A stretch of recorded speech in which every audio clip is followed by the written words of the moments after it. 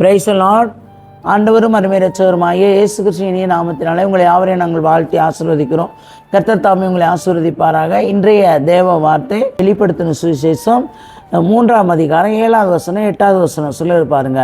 பிலதோனியா சபையின் தூதனுக்கு எழுத வேண்டியது என்னவெனில், இப்போ சபையை குறித்து தான் அப்படியே பார்த்துக்கோங்க. இப்போ பிலதோனியா சபையின் தூதனுக்கு எழுத வேண்டியது என்னவெனில், பரிசுத்தம் உள்ளவரும் சத்தியம் உள்ளவரும் தாவீதின் திறவுகளை உடையவருமாகிய ஒருவரும் பூட்டக்கூடாதபடிக்கு திறக்கிறவரும் ஒருவரும் திறக்கக்கூடாதபடிக்கு பூட்டுகிறவருமாய் இருக்கிறவர் சொல்லுகிறதாவது. நல்ல கவனிங்க. பிலதோனியா சபைக்கு சொல்லுகிற தூதனுக்கு எழுத வேண்டியது என்னவெனில், பரிசுத்தமுள்ளவரும். அப்போ அவர் பரிசுத்தமுள்ளவர், சத்தியமுள்ளவர், தேவன் சத்தியமுள்ளவர், தாவீதின் திறவுகோல் உடையவர். திறவுகோல் ஆண்டவராகிய இயேசு கிறிஸ்துவிடத்தில் தான் இருக்கிறது. அல்லேலூயா.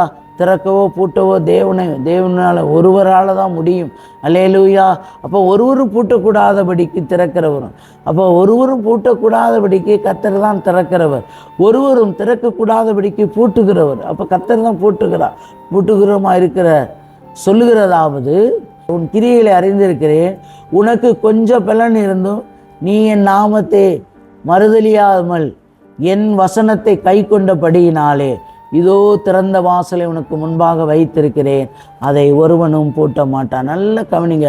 ஆண்டவருடைய வசனத்தின் பிரகாரம் வாழ்கிற உங்களுக்கு இப்போ உங்கள் கிரியைகளை தேவன் அறிந்திருக்கா. நீங்கள் செய்கிற எல்லா கிரியைகளை கர்த்தர் அறிந்தது நித்தமாக சொல்லுகிறார். உனக்கு கொஞ்சம் பலன் இருந்து நீ என்ன பண்ணலப்பா, அம்மா நீ என்ன பண்ணலம்மா, தங்கச்சி நீ என்ன பண்ணலை, மகளே நீ என்ன பண்ணலை, உனக்கு கொஞ்சம் பலன் இருந்து கூட நீ என்ன பண்ணலை, நீ என்ன மறுதலியாமல் அப்போ என் வசனத்தை கை கொண்டபடி. அப்போ அதோட இப்படிப்பட்டவர்களுக்கு தான் வேதம் சொல்லுகிற மறுபடினா, இதோ உனக்கு திறந்த வாசல், உங்களுக்கு திறந்த வாசலை வைத்திருக்கிறார். சகோதரியே, சகோதரனே, வாலிப பிள்ளைகளே, சிறு பிள்ளைகளே, கர்த்தருடைய வேதத்துக்கு உண்மையாய் வாழுங்க, கர்த்தருக்கு உண்மையாய் வாழுங்க.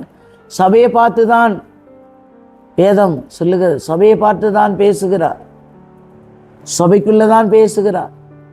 அப்போ உங்களுக்கு கொஞ்சம் பலன் இருந்து தேவனை மறுதலிச்சிடாதீங்க. அல்லேலூயா, அல்லேலூயா. பாருங்கள், வசனத்தை கை கொண்டபடினா, வசனத்தை கை கொள்ளுங்க. கை கொள்ளும் பொழுது திறந்த வாசலை உங்களுக்கு முன்பாக வைத்திருக்க, அதை ஒருவனும் பூட்ட மாட்டாங்க. தேவன் உங்களுக்கு வைத்திருக்கிற ஆசீர்வாதத்தை அவரை ஆண்டவராய் இயேசு கிறிஸ்துவை தவிர ஒருவரும் பூட்ட முடியாது, ஒருவரும் திறக்க முடியாது. கர்த்தர் ஒருவர் தான் பூட்ட முடியும், கர்த்தர் ஒருவர் தான் உடைய ஆசீர்வாதத்தை திறக்க முடியும். அதனால் உண்மையாய் கர்த்தரை பிடித்து கொள்ளுங்கள்.